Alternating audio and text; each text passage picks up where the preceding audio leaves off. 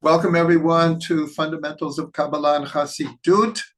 We are continuing our series on the Wandering Jew, mystical musings and and inspirational insights from Rabbi Ginsburgh. This is our fifth or sixth week, and we're just following these beautiful Torahs in this book in English, and they're taken from Rav Ginsburgh's tweets and blogs from around 15 years ago. And his students just organized them in subjects. So tonight we're going to do redemption. That will be the subject of redemption. And I thought it was perfect because Shavuot, which is in a few days, is called the 50th day. We count Sfira to Omer, 7 times 7 weeks. And then the 50th day is Shavuot. And it's very similar to counting 7 sabbatical years, 7 times 7, 49. And then the 50th year is Yovel. And the Yovel year is called the Jubilee year, but it's also the year of freedom. And about the giving of the Torah at Sinai, it says that the 10 Commandments were engraved in the tablets. Charut ala luchot, engraved on the tablets. And our sages said, don't read it charut, engraved, read it cherut, read it freedom on the tablets, the luchot. So I figured this was a good subject of redemption. It's always good, but especially right before Shavuot. So Rav Ginsburgh starts with, this is just a tweet of his, but it's, when I first learned this, it had really a profound effect on me. He says very simply, the ability to find the exact words to express our hitherto unconscious thoughts and feelings is the secret of the coming of our individual personal Mashiach. The way I learned it from him originally, with almost the same thing, was he posed a question: what does exile and redemption mean for the individual? So he said, exile for the individual is the inability to express oneself. And redemption on a personal level is the ability to express oneself. Here he's saying it really the same way, but he's adding the idea that when we are able to express ourselves from even our unconscious thoughts, this is like our personal Mashiach coming. For those who have the book, we're on page 64, the section called Redemption. I just read the first little tweet here. So that teaching always had a great effect on me. While I'm at it, I want to give over something that Reb Shlomo said, which is similar, and he said it like this. He asked, what is freedom? What is freedom? So he said, and this was just an example. You could fill in with a million different metaphors. But the way I heard it from him, he said, a person says to themselves, I'm feeling depressed today. And then the person thinks, well, I think I've been depressed this whole week. And then when I really think about it, this whole year I've been depressed. And if I really get down to it, I think I've been depressed my whole life. So Reb Shlomo said, so what is freedom? Freedom is the ability to say, in 1 minute from now, I don't have to be depressed anymore. He said, that's what freedom is. We could be in a certain state for an entire year and have the ability to change it. That is what freedom is. So those two definitions, one from Rav Ginsburgh and one from Rav Shlomo, has always affected me very, very deeply. Excuse me.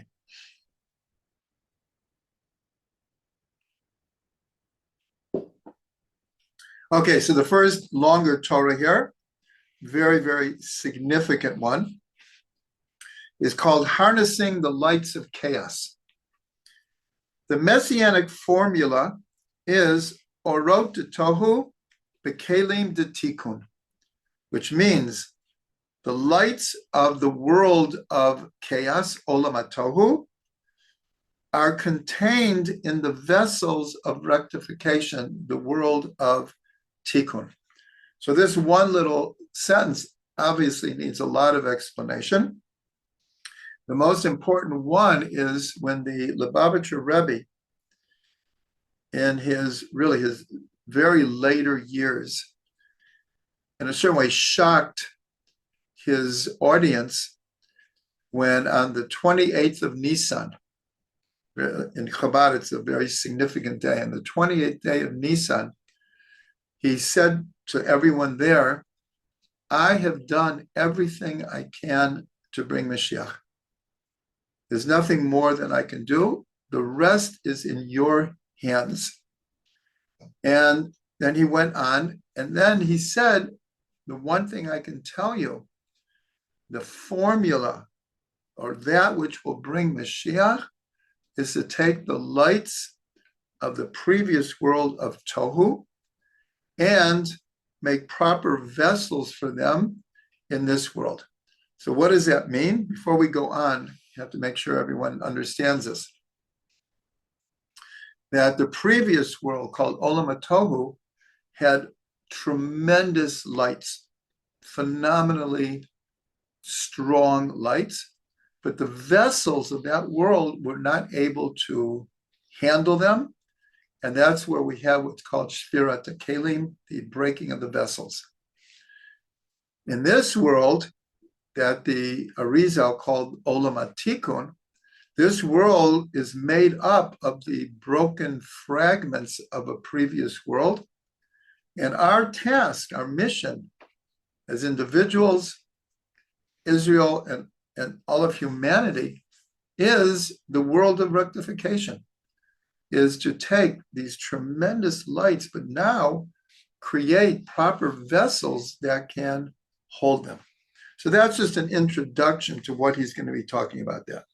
So now he explains, lights of chaos are powerful and unbounded. They give full, outspoken expression to what one believes to be the truth, the whole truth and nothing but the truth. To others, they seem terribly intimidating. Often when they're unleashed, the end result is a shattering of the vessels, a total breakdown of communication. Now here he's just giving an example that sometimes when people speak the truth, it like breaks people's vessels. The sages called this world Olam de Shikra, a world of untruths. So when truth is revealed, it can shatter vessels. Or let's say between two people, there's something unspoken for years, decades. And then someone says what they feel has to be said, it can shatter a relationship. But again, this is just an example. Continuing, vessels of rectification represent a sensitivity to the mindsets and feelings of others.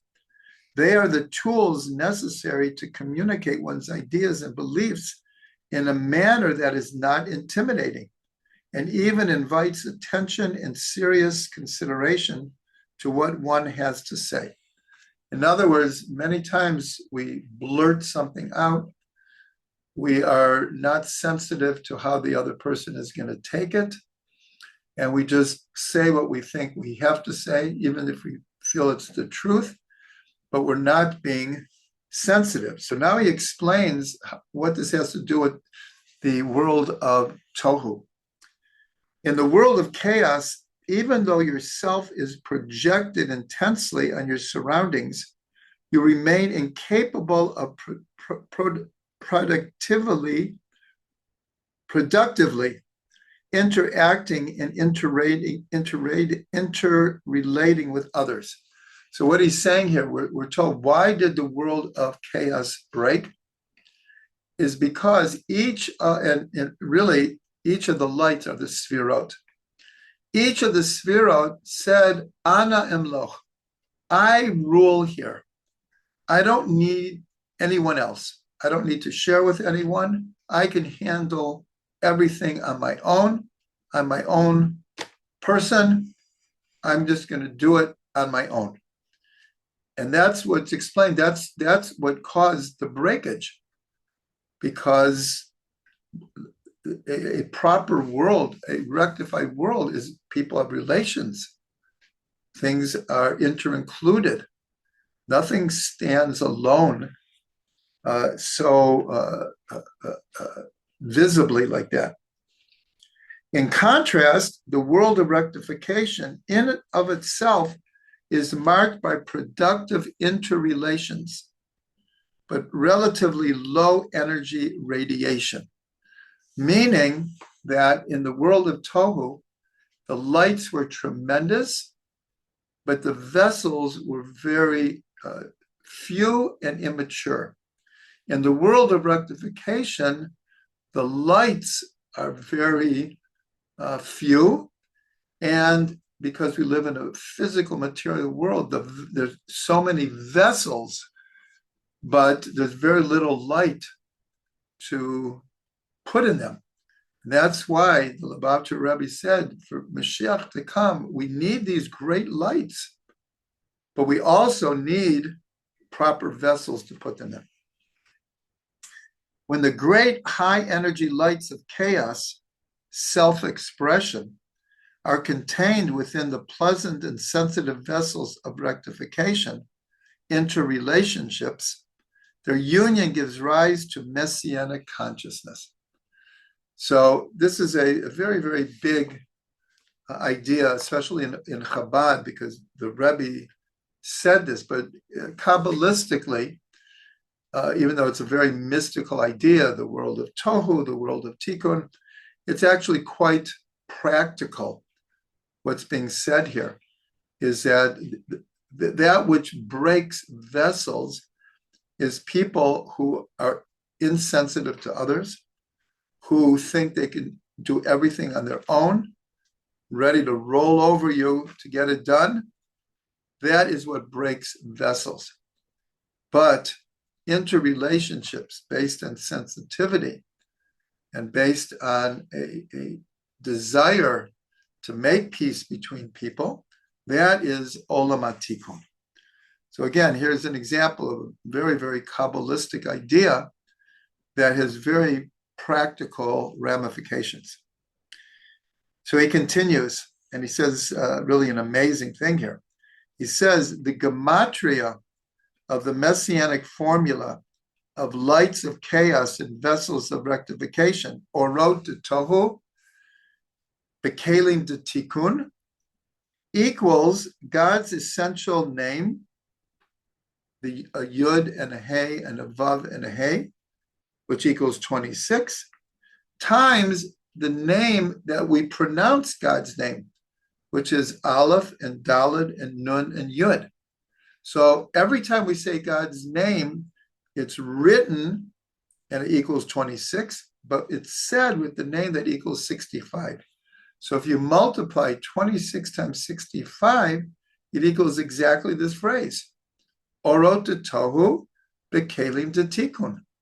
It's really a numerical gem, because Yud K Vav K in certain aspects represents the transcendental energy of God. These are these great lights of Tohu, and the name Aleph and Dalet and Nun and Yud that is more like the vessel that can contain these great lights.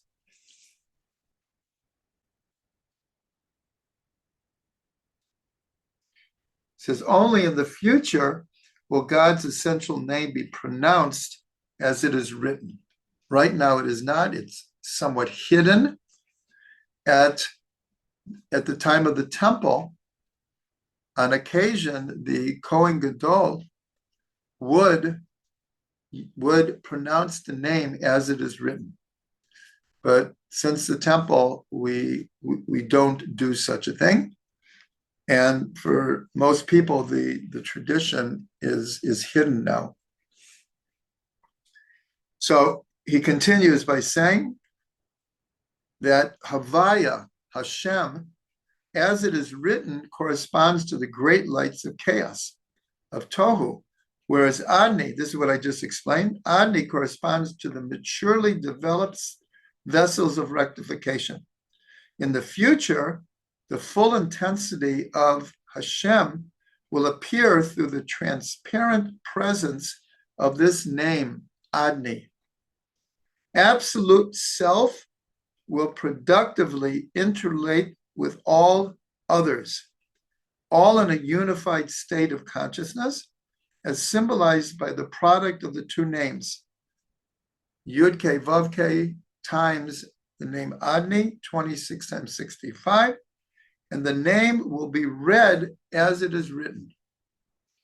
So Rav Ginsburgh is saying that this formula is a formula to bring Mashiach. Will that be it? Oh, yes, sorry. This is a formula to bring Mashiach, but it's also the way that this name will be dealt with. That when the great lights of Yud-K, Vav-K, or the great lights of Tohu, are contained in proper vessels, then there will be a Messianic consciousness. May we merit it soon. Bezrat Hashem. Bezrat Hashem. Okay, now we're going on to the next one on page 65. This is called the coming of Mashiach. God does not reveal, even to the greatest of prophets, exactly when the Mashiach will come and bring redemption to the world. God wants us to believe that Mashiach can arrive this very day, so that we pray as earnestly as we can that he indeed arrive today. Actually, this is one of the reasons in the book of Bereshit, Yaakov says he's going to reveal to his children the what's called the end of days, how everything is going to unfold. And then the Shekhinah left him. And some say, why did the Shekhinah leave him? Is because if people would have known how long it would take, people might have given up hope. And so here, Rav Ginsburgh is saying that God is purposely hiding when Mashiach is coming, so that we'll pray for it constantly. Ani ma'amin be'amunah shlema b'bi'at Mashiach. It's one of the 13 principles of faith of Maimonides, of Rambam. The sages have given us various signs for knowing when the time is ripe, but we can never really know for sure. That's why in the Gemara, especially Gemara Sanhedrin, there are many, many different signs that are given that we should know that the age of Mashiach is approaching. But even with all of those signs, there's nothing written in stone about how it will happen and when it will happen. Maimonides makes it very clear and says we have all these traditions about Mashiach, but until Mashiach comes, we won't know like which ones were the most, call it, authentic. We can only believe and pray. This is exactly what God wants, for he desires that we nurture in our souls Messianic consciousness, a state of consciousness that is based not on certain knowledge, but on faith and prayer. So if God would reveal exactly when Mashiach has come, then we would know. And we would lose this idea of praying for Mashiach, of longing, having the faith in Mashiach. So then he brings a statement that's about God that says his heart, meaning God's heart, does not and cannot reveal itself to his mouth. In other words, even though God may know when Mashiach is coming, even though we're told that we could bring it sooner, but even if we could bring it sooner, if God knows everything before it happens, then God would know that also. But that God cannot reveal it to his mouth, meaning even if he knows it, he doesn't give himself permission to share that information. This is the idiom the sages use to describe the block that lies, as it were, between God's heart and mouth, his inability to reveal to us the date of redemption. In other words, what Rav Ginsburgh is saying is very subtle. There's a part of God that wants to reveal it. There's a part of God that just wants to bring it. But that it's just not part of the plan of how human beings with free will are supposed to play their part in this whole drama. We can all identify with God in this respect. We all know how difficult and virtually impossible it is to find the right words to express our deepest thoughts and feelings, those that lie hidden away in the innermost point of our hearts. So here, he doesn't say it, but he's referring back to the first article that we learned, where the definition of Mashiach coming, of redemption, is the ability to express oneself. That's one's personal Mashiach. One's personal redemption is the ability to completely reveal what's in the innermost part of the heart. But Rav Ginsburgh is pointing out that apparently, in a certain way, God has the same, we won't call it a problem, but the same dynamic. The ability to delve into the depth of our hearts and find the right words is to verbally express our hitherto unconscious thoughts and feelings is itself the secret of the coming of our individual personal Mashiach. So that's what I basically just said. Similarly, for God to tell us when Mashiach will come is equivalent to the Mashiach actually coming, because then God would be revealing the deepest secret in his heart of when Mashiach is coming. So if he reveals it, then he's expressing redemption, and redemption would be here. To tell us that Mashiach will come tomorrow is not to tell us at all. Mashiach is the revelation of God's heart to us. So when he tells us of his arrival, the Mashiach is already here. So here, Rav Ginsburgh is making a correlation on a very, very deep level of our ability to express ourselves. And even, again, we're talking in anthropomorphic terms about God. But here, he's revealing this idea that God very much wants to reveal when Mashiach is coming. And when he reveals it, Mashiach will be here. It's like almost like the same thing, because when God is able to reveal the innermost point of his heart, that will spill over to us being able to do it as well. Again, may we merit to see those days. Now, the next one is called Shining the Mentor's Light. The classic Torah example of a mentor and disciple is that of Moses and Joshua, Moshe and Yoshua. The sages liken the relationship to that between the sun and the moon. And he quotes here from the sages, Moses' countenance is like the sun's, Yeshua's countenance is like the moon's. So the teacher, the mentor, he is shining like the sun, and the student is reflecting this light, is absorbing it and reflecting it. The moon receives its light from the sun and reflects it back to the earth, thereby illuminating the otherwise dark night. The time that the sun and its light have disappeared from our human eyes. Even with the moon's light, the night remains night. No one would confuse it for the day. But thanks to the moon's light, we can still find our way. Similarly, a disciple, student, reflects his mentor's light, his personality and teachings to the world. At times when the world is unable to receive the mentor's great light directly from the source.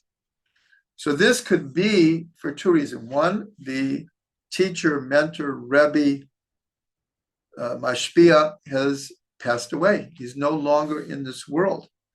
So how is his teachings going to be continued? Well, that is the student's job, mission. And so the light that once shone, it's not there anymore. But the student still has the reflected light. And even when the Rebbe isn't there, can shine that light.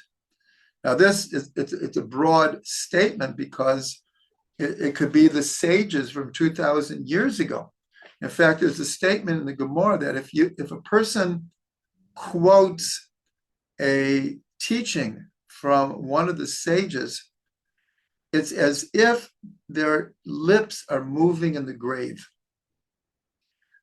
So this is from thousands of years ago, but all the more so if the teacher is in this world, but the teacher can't be everywhere at every time. So here, I'm almost saying the obvious. On Tuesday nights, I'm doing my best to be the moon for Rav Ginsburgh's son. And on Sundays, I'm doing my best to be the moon to Reb Shlomo's son. So he continues, in the beginning, God created two great luminaries, the sun and the moon. But afterwards, he diminished the light of the moon to distinguish between day and night. So this is a very well-known idea that on the fourth day of creation, first it says that God created the two great luminaries. But then right afterwards, it says the great luminary and the lesser or smaller luminary. So that leads to much discussion as to, well, what happened? They were both the two great lights. Why is one big, one small? That's a whole discussion in of itself. So he's just pointing out that the light of the moon was diminished. The prophet Isaiah says that in the future, the light of the moon will once again be as brilliant as the light of the sun. But the sun will then shine more brilliantly than at the outset of creation. This idea is included every month when we do Kiddush Levana. We sanctify the new moon before it becomes full. There's a whole ritual called Kiddush Levana. And in it is this statement of Isaiah, the idea that in the future, the light of the moon will once again be like when it was the two great lights. But he points out that the light of the sun then will be even greater than it was in creation. And so, as we approach the time of Mashiach, the disciple, the student, rises to his mentor's level until ultimately the Mashiach and his disciple will be at the same level.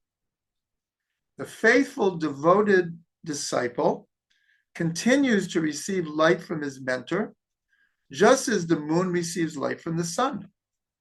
But the disciple is also able to shine the Mashiach's light to the world in a certain sense by making the light accessible to everyone.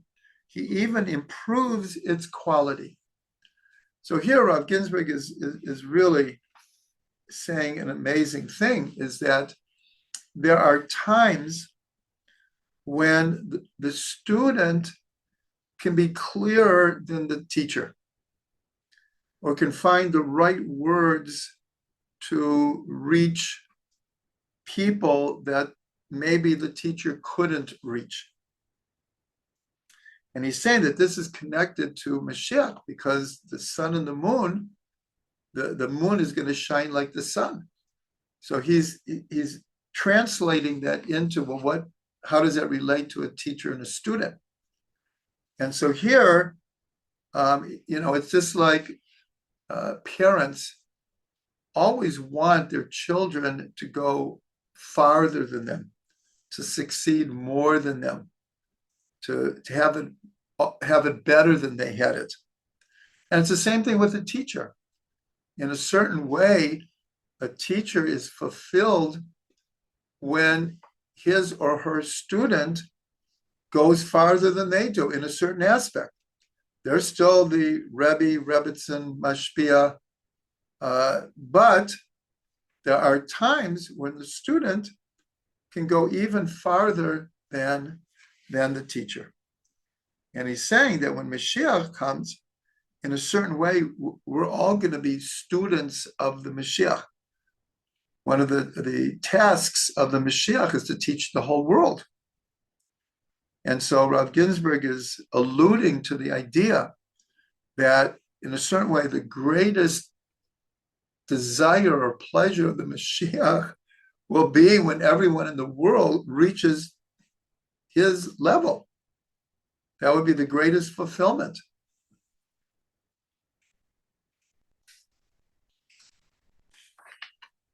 Okay, now we're going to go to page 68. I'm skipping the next one.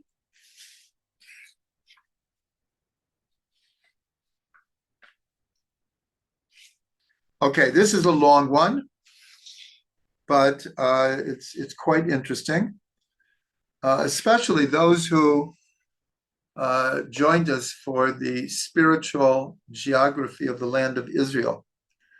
So if you remember, one of the subjects we talked about was how the four elements, fire, earth, air, and water, relate to the four holy cities of Israel.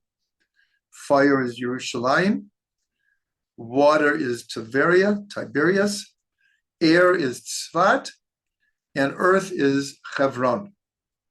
Here, Rav Ginsburgh is doing it a little bit different, but he's also going to take the four elements and discuss it in relationship to the temple and the land of Israel. So this is what he says. The two elements of fire and water unite in the temple. The two elements of air and earth unite in the land of Israel. So first of all, because of inter-inclusion, the temple includes all four. Each one of these cities has all four. The question is, which is the predominant one? So here he starts by saying fire and water, we're going to look at how they relate to the temple, and air and earth, how they relate to the land of Israel. In the temple, we offer sacrifices to God. The sacrifices ascend in flame on the altar. The Torah calls the sacrifices fires. They're called fire offerings. When offering a sacrifice, we experience ourselves burning up and being consumed by God. The sacrifices are referred to as God's bread. In other words, when we would bring an offering, the idea is that we would identify so much with the offering as if we were the offering. Not that we're bringing a separate offering, but we ourselves are the offering. The experience is one of loving God with all our might. the highest level of loving God. Like it says, "V'ahavta et Hashem Elokecha b'chol lebavcha u'v'chol nafshecha u'v'chol moedecha." You should love God, your God, with all your heart, with all your soul, and all your might. Here he's saying all your might represents like the, in a certain way, the highest level. It is not just being ready to die for God, would he so desire, or the circumstances put you in that situation, but actually being consumed by him, becoming a part of his very essence as food becomes part of the body. So again, I mean, this is a very, very spiritual, mystical way of looking at the whole idea of bringing offerings in the temple. Now our offerings are replaced by our prayers. So this holds true to this day. And the idea is that when we pray, part of our prayer is to be consumed within the unity of God.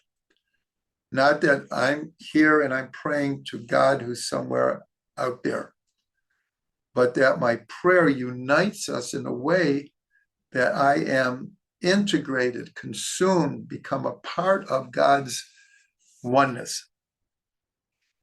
Of course, it's a very, very high level of consciousness we're talking about, but it's something that we should all strive for. The temple service reaches its apex on the festival of Sukkot, also called the time of our joy, when sacrifices are offered in abundance, including 70 oxen, one for each nation on earth, making Sukkot a universal festival. This is something we've learned, that during Sukkot, 70 different oxen are brought, and the intention is that it should be for the whole world. That Sukkot is a holiday that, especially in the future, will be considered a universal holiday. The joy of Sukkot reaches its high point, however, not in animal sacrifice on the altar, but with the pouring of living spring waters on the altar. These waters are described as being drawn in joy from the fountains of salvation. Ushavtem mayim bisason mimayinei hayeshua. That we draw waters from the wells of salvation. And this is what is called Simcha Beit Shoeva, where every night they would draw water from the water source that was below the temple. They would, in a great joyous procession, bring it up to the temple, and then they would celebrate all night. And then in the morning, they would pour the water on the altar. And this was a symbol of and the simple level of prayer for rain, because Sukkot is always coming at the transition between the dry summer season and the wet winter season. Water will also play a fundamental role in the future temple, where we're told a tiny fountain of water will issue from the Holy of Holies, and it will pass through the temple grounds and exit the Temple Mount. It will grow wider and wider until it becomes a mighty river that enters the sea and sweetens all the waters on earth, bringing healing and prosperity to all mankind. This comes from a prophecy of Zechariah, this idea that a river, or the waters of Torah, ein mayim ela Torah, there's no water other than Torah. Just like water is life-giving, Torah is life-giving. And so when we say, Ki mitzion teitzei Torah, Devar Hashem Yerushalayim, because from Zion will come out Torah and the word of God from Jerusalem. So this is represented with this, a very thin stream of water is going to kind of burst forth from the Holy of Holies and run through the temple and get bigger and bigger and bigger. And Zechariah said that it will sweeten all the waters of the world. So here, Rav Ginsburgh is just pointing out how important fire is in the temple and how important water is. In the idiom of Chassidut, the temple fire is the experience of seeing God and realizing that God is all. There is nothing but God. So he's saying that that's represented by the fire, by being consumed mentally, emotionally being consumed by the fire, and unifying with God is a realization that God is all. The temple water, on the other hand, is the experience of being seen by God and feeling that all is God. So first he says God is all, and now all is God, meaning all of reality is in essence divine, and therefore good and sweet, with no bitter waters on the face of the earth. So here he's just explaining the idea of fire is this realization that God is all that there is. There is nothing else. But then we look and we say, well, there is a world. It's very real. And that is the realization that all of that realness is also divine. And that's what's called all is God. So God is all is in a way from above to below. And all is God is the realization from below that even though there is a physical material world, it's all is God. God is all. And somewhere you meet in the middle. Okay, so that's the fire and water. Now he wants to go on to Eretz Yisrael. So he says, the air of the land of Israel is said to make one wise. And there is an expression that Avira to Eretz Yisrael machkim, that the air of Israel makes you wise. The land of Israel's atmosphere is conducive to one becoming wise with the Torah's wisdom. And about Torah's wisdom, it says there is no Torah like the Torah of the land of Israel. Wisdom is insight into the depths of reality, the secrets of creation, and a profound intuition about the true mechanisms governing one's life. So here, like in many cases, we make a somewhat of a difference between the land of Israel and every place else. That's why in Hebrew, any place but Israel is called chutz la'aretz, outside of Israel. Now that, when you really think about it, Israel is this tiny little dot on the map. And yet, anything that's not in Israel is called out of Israel. Meaning that the center, as we've learned many times, is Israel.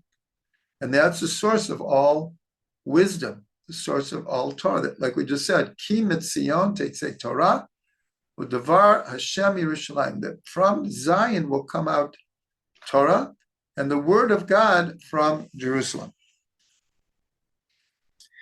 Now he goes on to earth. So here he explained the idea of the air of Eretz Yisrael. And now the land. The earth of the land of Israel is holy. The word earth, Eretz, is cognate to the word will, ratzon, like one's will, one's free will. The sages ask about the land of Israel. Why is it called earth? Because we call Israel Eretz Yisrael. Why is it called earth? And the answer, because it desired to do the will of the Creator. So he doesn't explain it, but the word for Eretz, the root, the resh and the tzadik, is the same as ratzon, will. So that's why they answer, why is it called Eretz? Because it wanted to do the will, the ratzon, Eretz ratzon. Outside the land of Israel, earth also alludes to will, but will that is not essentially aligned with God's will, as is the innate will of the land of Israel. And this goes along with a saying. It's a fairly radical saying, and it's not meant to be taken literally, but it says someone who lives outside of the land of Israel, it's as if they don't have a God. Now, again, it's a very almost extreme statement, but the sages many times made extreme statements in order to make a point. And so that idea is that there is a qualitative difference between the Torah of Eretz Yisrael, the wisdom of Eretz Yisrael, and the realization of God's will as it's manifest in Israel and outside of Israel. Thus, the land of Israel's air is a source of wisdom, while its earth is a source of rectified will. Will and wisdom are the soul's two most fundamental properties, corresponding to the first two sfirot of Keter and Chachma. So, Chachma means wisdom. But the highest of the sfirot is called Keter. And as we've learned, Keter has three different levels: faith, pleasure, and will. And in Hebrew, Emunah, Ta'anug, and Ratzon. So he's saying that's why he's saying that these are the two most fundamental properties, because they're like, in a sense, the highest. It's not like they're the best, but since they're the high, they're coming from the highest place. The land of Israel nurtures both, like a mother breastfeeding her child. In contrast, the temple experience is the truly mature experience of God himself beyond the rectification of our soul. To sum it up, first let me explain that. So here, it's just a beautiful metaphor, is in the land, God is breastfeeding us will and wisdom, these two qualities of the soul. And he says that it's a very good metaphor. He says, but the temple experience is in a certain way a more mature, because the first one is we're aware of our how it's being fed to our soul, how the wisdom and the will is being fed to our soul.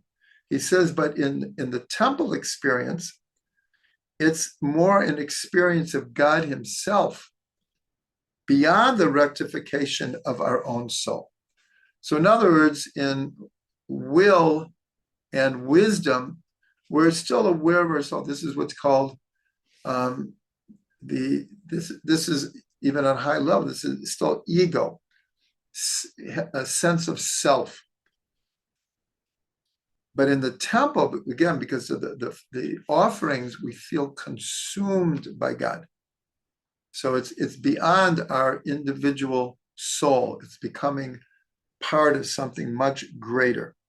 So now he just ends this piece by saying, to sum up, we grow up in the land of Israel, breathing its air and treading its earth, and then come to the temple to see God, the fire, and be seen by him, the water. So here he just, in a very poetic way, he wants to put together the air and the earth, the fire and the water. I'll read that again. To sum up, we grow up in the land of Israel, breathing its air and treading its earth, and then come to the temple to see God in the fire and be seen by him by the water. So that was a very, very beautiful idea. Very beautiful idea.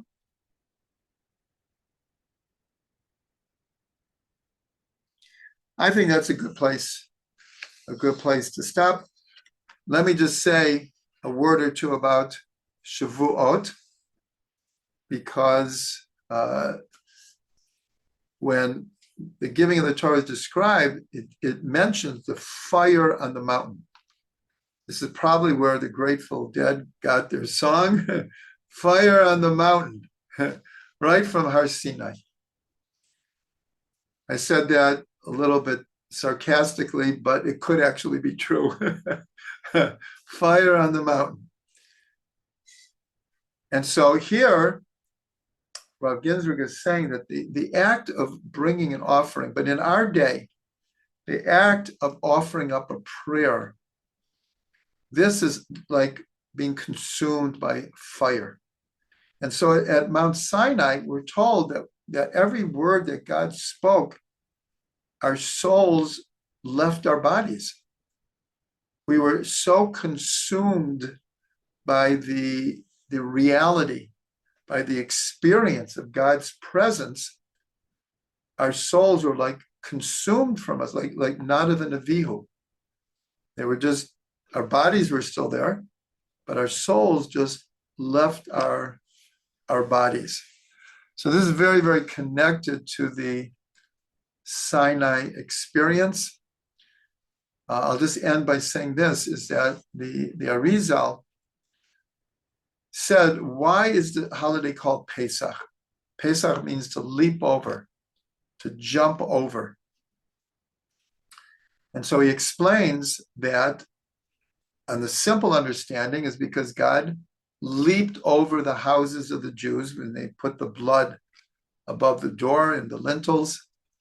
But the Arizal says it's much deeper than that, that God, in order that his light can be at all accessible in this world, has to like hide it behind many veils, or the world would be totally consumed. There could be no other than God. Only by God hiding the tzimtzum, the contraction, is so-called independent existence possible. So the Arizal says it's called Pesach because on Pesach night, God leaps over the usual way that he little by little allows his light to come in the world, so we aren't totally consumed.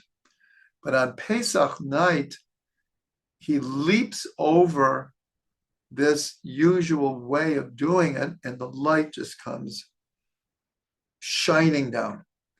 I hope everyone has this experience on Seder night, just an influx of light. And then the Arizal says that right after the first day of Pesach, God takes the light away, takes it away. And now we start counting the 49 days of the Omer with the goal that now we're going to earn it ourselves. Through Tikkun Amidot, every day of the Omer, we're trying to improve ourselves just a little bit. New realization, new consciousness, trading a level of impurity for a level of purity. Here we are only a few days from Shavuot. The Arizal said if we do our work properly, then on Shavuot, we can experience that light again like we experienced on Seder night. But then it's up to us to be able to do that. So I just want to bless everyone that, and to be very honest, it's usually just a few moments. If you can grab a few moments on Shavuos, and I usually do it by going outside, away from everyone, standing under the clouds, the moon, and try to imagine what it was like being at Sinai. Try to relive the experience, just like we try to relive the experience of coming out of Egypt. That's why in the Haggadah it says, Chayav Adam lirot et atzmo ki'ilu yatsa miMitzrayim. a person is obligated to see themselves as if they came out of Egypt. And Chassidut says, don't read it as if. A person is obligated to see themselves coming out of Egypt. So the same thing, and I want to bless everyone, just take a moment. Hopefully we'll do a lot of davening, hallel, learning, lots of learning, but take a minute just by yourselves and try to re-experience this idea of God's revelation as never before. May we all merit to do that.